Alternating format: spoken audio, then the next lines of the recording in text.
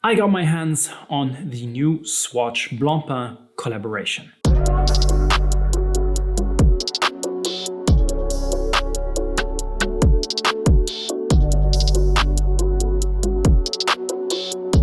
I love Swatch. My father has been collecting Swatch, my grandfather has been collecting Swatch, and back in the day, we used to make the strap for Swatch. And therefore, this collaboration was a no-brainer for me. I had to check it out. I had to see what's up and how it is. I got my hands on one of the Blancpain X Swatch collaboration Scuba 50 Fathom watches. First impression, the watch feels much more refined, much more premium or high quality. Probably this also reflects the price. Moon Swatch was priced at 250 euros when it was introduced. Now it's, I think, 260. And the Blancpain X Swatch Scuba 50 Fathoms is priced at 390 euros. This collaboration also features the bioceramic case, making this a more gimmicky kind of watch. Nevertheless, it's pretty well done. I am positively surprised as well. There are 5 different models representing 5 oceans. We have the Arctic Ocean, the Antarctic Ocean, the Indian Ocean, the Pacific, and the Atlantic Ocean. All of these 5 models have their own colorway, and this colorway is, well, chosen due to a very specific slug that lives in each ocean, and therefore we have all these different color variants. You can also see the slug on the back of the case engraved onto the anchor of the automatic movement, because this Blancpain Swatch collaboration features an automatic movement, namely the tried and true System 51 from Swatch. This is a good thing because Blancpain is one of the oldest watch manufacturers. I think it's even the oldest watch manufacturer, based from 1735. And they've never used a quartz movement and have always implemented mechanical movements. And this is their claim. They want to continue only implementing mechanical movements. And therefore, I think that especially this combination of the affordable version of the 50 Fathoms is very necessary to have an automatic movement and not a quartz movement. The watch has 91 meters of water resistance, a nod to the Blancpain 50 Fathoms, namely fathoms is a nautical measurement used back in the day for the original 50 Fathoms, and it indicates 50 or 300 feet or 91 meters was a safe distance to dive. All of these watches also have lume. They have lume on the bezel and lume on the indices, obviously because they represent a dive watch. The lume is okay in my opinion. It's nothing too special. It doesn't last super long, but it's fine for a Swatch collaboration in my opinion. The strap is a NATO style strap made from recycled fisher nets. I guess they wanted to implement the sustainable aspect of Blancpain because Blancpain is very dedicated to saving and maintaining the health of oceans and its wildlife there. There is quite some controversy going on due to the fact that these Swatch watches aren't the most sustainable and you cannot really service the System 51 movement, and therefore they might land on the landfill. But if I think about myself, I have never thrown away a Swatch ever. There goes to show that these watches have a really long life before them, because I have Swatches from my grandfather.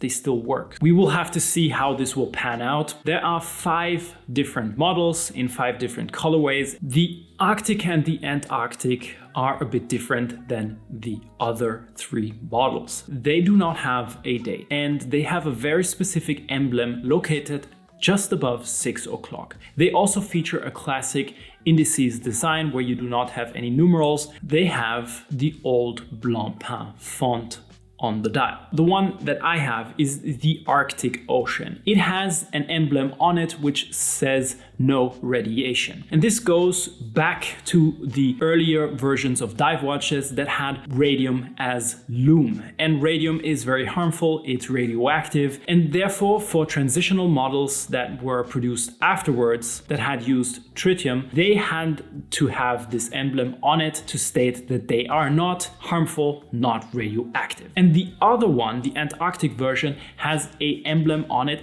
that indicates if water has entered the watch. It has a moisture indication. This was an important feature for these military specific watches. That's why the Antarctic version is very near to the mil-spec watches that Blancpain and many other watch manufacturers used to produce. The other three versions have a date. They have numerals at 12, 3, 6, and 9, and they feature the new, more modern Blancpain logo. For some of you, this collaboration might be a little bit disturbing. Some of you might even say that it is diluting brand equity, for example, for Blancpain. In my opinion, this move is pretty genius. There are two aspects that I'd like to highlight. One is the use of physical stores. The fact that these watches are only sold in physical stores means that we have to actually go into the city, drive to the store, and go and see if the watch is there. And this, in fact, not only brings traffic to Swatch specific stores, but it also brings traffic to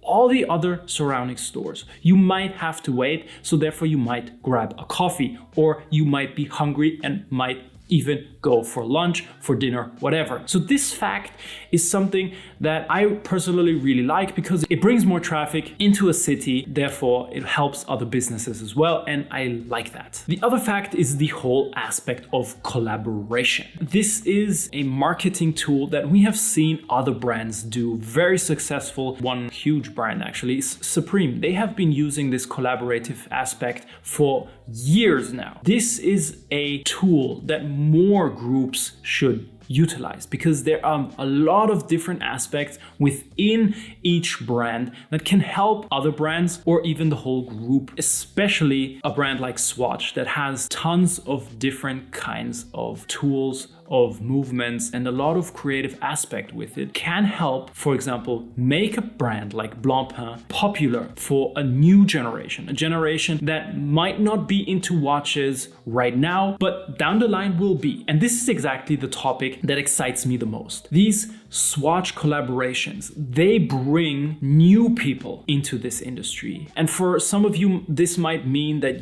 waiting lists might get longer, but for others, and for especially for people like me that are working in this industry, this means that the industry is having a future and is creating a new future for it. Bringing more people into this space means, for example, I can sell more straps. Other brands can sell more watches. This is important, in my opinion, because this keeps this industry alive. Does this collaboration harm Blancpain? If we go back to the collaboration with Omega, the opposite happened. More and more people started to buy the real deal, the real Speedmaster. And more and more people got interested in buying other watches, maybe a different Omega, maybe a different watch from the Swatch group. And I think here we will have a similar effect. I believe that the hype around Swatch will help a brand like Blancpain to become more relevant and teach new people about the heritage of Blancpain, the history of the 50 Fathoms, and why these watches and why this brand is so important for this industry. And this is why I think it is important to do these types of collaborations. They do have their flaws, but they offer tons of potential. And I do hope that more and more brands incorporate collaborations like these into their lineup actually. And maybe other groups will come and try this out too.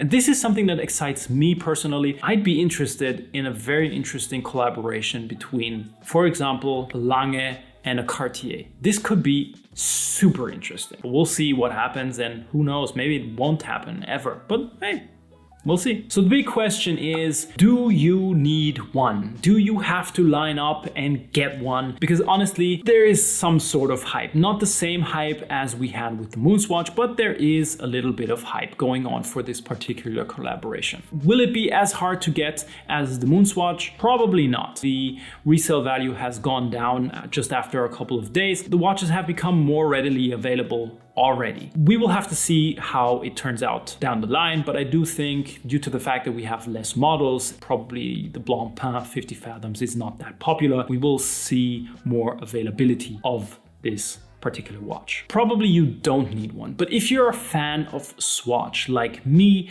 this is a piece of history that enters my collection and that I will keep forever. Maybe I'll give it to the next generation. I have no clue. I actually like this. I like this aspect of collaboration. That's why I love watches. I love how creative this industry has become and how much you can do with it. For me personally, and if you are a collector and want to get one, then why not? If you're just in it for the hype and just in it for resale value, probably there are other options to go for, and this might not be the perfect one for you. Maybe you're better off selling sneakers. At the end, I just want to say I went for the Arctic version because I feel that this is the one with the most history. Honestly, I really like the colorway. I love this beige case and this orange. It just looks awesome. And I will do strap stylings for these watches. Maybe not for everyone, but I'll surely do one on this and maybe a couple more. We will see how popular it gets. And if you really want a specific strap guide, leave a comment down below and let me know which one you would like to have. That said, we're at the end of this video. I'd like to thank my community for giving me the opportunity to filming and photographing all the different models. Thank you very much for that. And as always, if you feel like it, put a thumbs up. Don't forget to subscribe, and we will see each other in the next video. Let me know in the comments below how you feel about this collaboration. I'd really like to know. Let's discuss this topic. That's it for today. Thank you very much for watching. See you in the next one. Bye-bye.